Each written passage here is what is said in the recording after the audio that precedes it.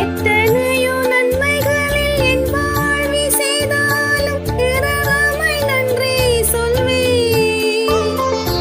எத்தனையோ நன்மைகளில் என் வாழ்வில் செய்தாரே இரவாமை நன்றி சொல்வேன்.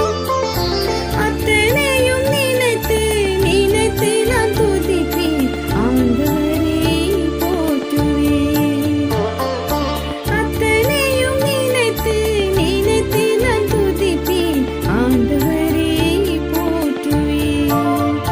நன்றி சொல்லாமல் இருக்கவே முடியாது, பல நன்மை செய்த இயேசுவுக்கே